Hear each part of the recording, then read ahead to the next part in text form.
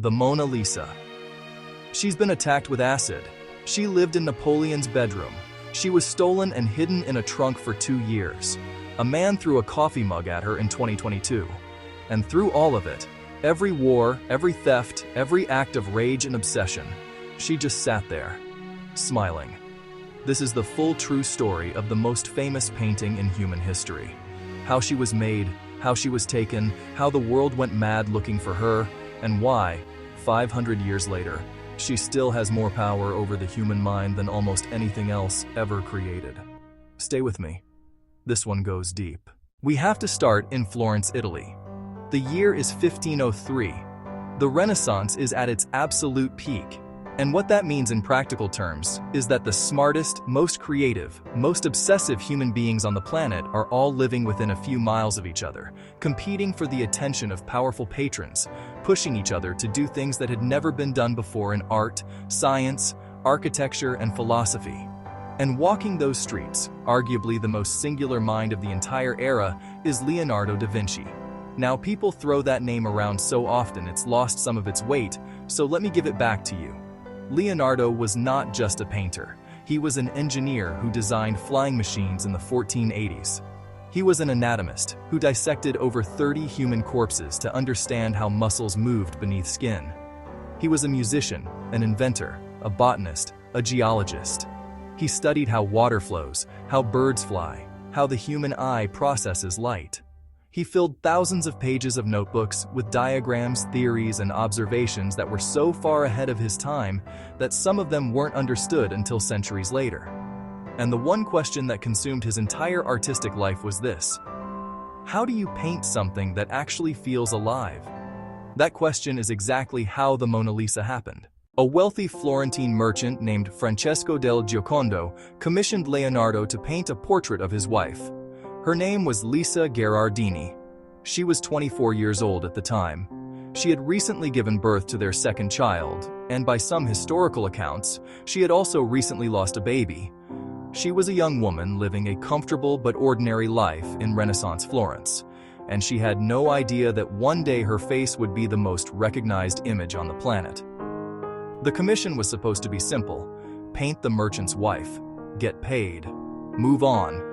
That was the deal. But Leonardo sat across from this woman and saw something he couldn't let go of.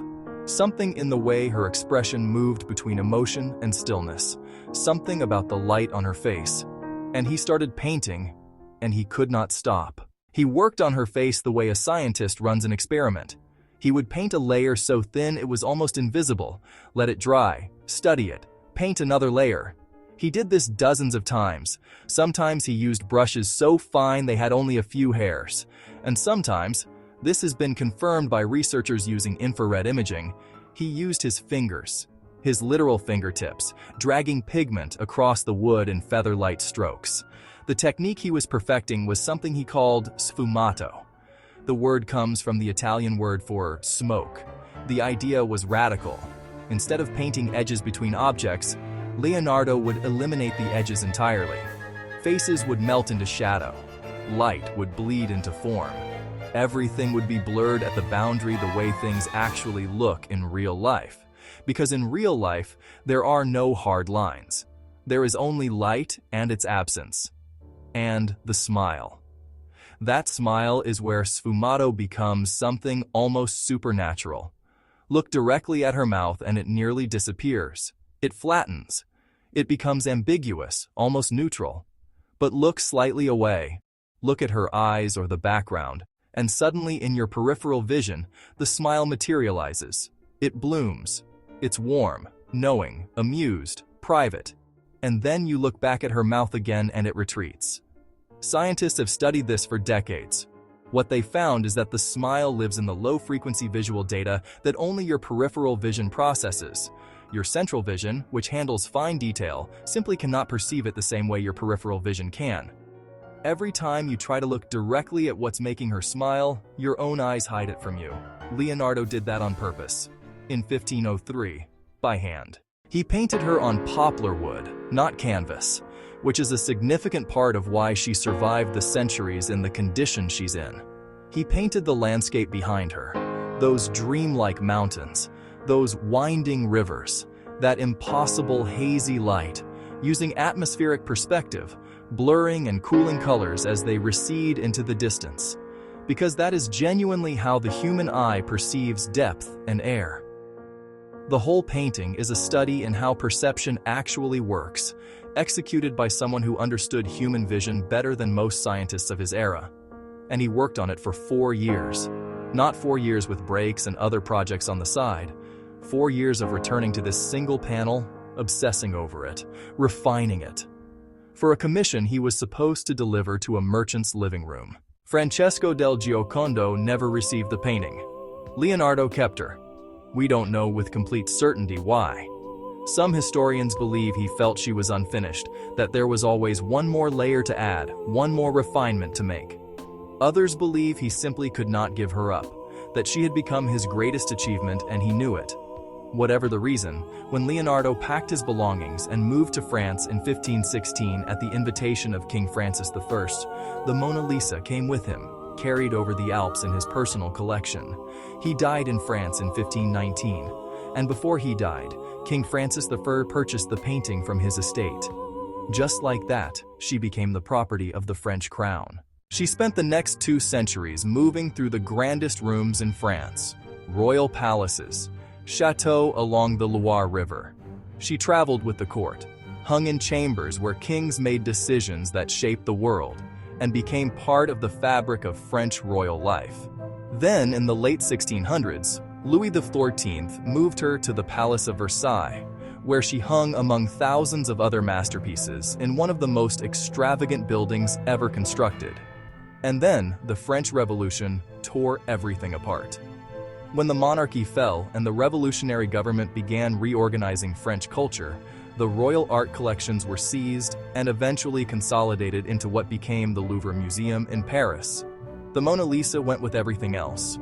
But before she made it to the museum's walls, there was a detour. Napoleon Bonaparte had her moved to his private bedroom in the Tuileries Palace. Napoleon, who was reordering the entire political map of Europe, who was commanding armies across 3 continents, who was arguably the most powerful man alive.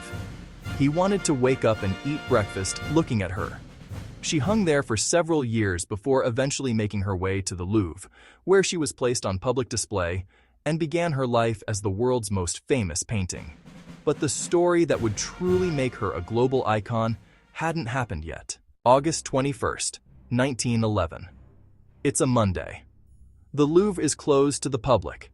Mondays were maintenance days, when staff cleaned and workers moved freely through the building. A man named Vincenzo Peruggia is already inside. He had hidden in a storage closet the previous night and waited.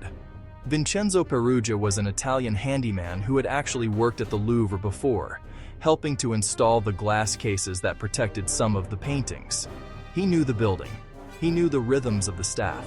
And he had a plan rooted in something he genuinely believed, that the Mona Lisa had been stolen from Italy by Napoleon and deserved to be returned to its homeland. He was wrong about the history. Leonardo had brought her to France willingly, and the French crown had purchased her legally. But his conviction was absolute. In the early morning hours, he walked to the Salon Carré, where the Mona Lisa hung, lifted her off the wall, carried her to a stairwell, removed her from her frame, tucked the painting under his coat, and walked out of the Louvre, into the Paris morning. Gone. When the museum opened the next day and staff noticed the empty hook on the wall, the first assumption was that the painting had been taken to be photographed. It took hours before anyone understood what had actually happened, and when the reality set in, it was catastrophic. The French police launched one of the largest investigations the country had ever seen. The borders were watched, ports were monitored, newspapers across Europe ran the story on their front pages. The theft was an international scandal. People lined up outside the Louvre just to look at the empty wall where she had hung. Pablo Picasso was actually briefly questioned as a suspect, which is one of the stranger footnotes in art history. And the Mona Lisa? She was sitting in Vincenzo Peruggia's apartment in Paris, in a trunk, with a false bottom. He had carried her on foot through the streets of Paris and then just lived with her for 2 years. He eventually tried to sell her. He wrote a letter to an art dealer in Florence, a man named Alfredo Geri, claiming to have the stolen Mona Lisa and offering to sell it for a price that would allow her to remain in Italy. Geri contacted the director of the Uffizi Gallery, and together they arranged a meeting with Perugia. They met in a hotel room in Florence in December 1913. Perugia pulled the painting out of the trunk, unwrapped it, and set it on the bed. Geri and the gallery director examined it, confirmed it was genuine, and then told Perugia they needed to take it to the Uffizi to verify it further. Perugia agreed. He was arrested the next morning. The Mona Lisa went on a brief tour of Italy, Rome, Florence, Milan, so that the Italian public could see her before she was returned to France. She came home to the Louvre in January 1914, and the crowds that gathered to see her return were enormous. The theft had turned her from a famous painting into a legend. She was no longer just art. She was a story. She was something people felt they had lost and recovered. She was, in the deepest sense of the word, beloved. The 20th century only added to that. She survived both world wars. During World War II, with German forces advancing on Paris, Louvre staff secretly moved her out of the city under cover of darkness, hiding her in a series of locations across the French countryside: chateaux, private homes, remote villages. She was wrapped in red velvet, placed in a specially built case, and moved by ambulance to avoid suspicion. She spent years hidden away before being brought back to Paris after the liberation. The attacks came later. In 1956, a man threw acid at the lower portion of the painting. The same year, another visitor threw a rock at her. In 1974, while on loan to the Tokyo National Museum, a woman sprayed red paint at her, protesting the museum's policy toward disabled visitors. In 2009, a Russian woman threw a ceramic mug she had bought in the gift shop. In 2022, a man disguised as an elderly woman in a wheelchair threw a piece of cake at the glass protecting her. Every single time she survived. The bulletproof glass that now surrounds her, the controlled humidity chamber, the laser sensors, the room specifically designed around her display, all of it is the accumulated response to 5 centuries of the world trying to possess or destroy what it cannot stop being obsessed with.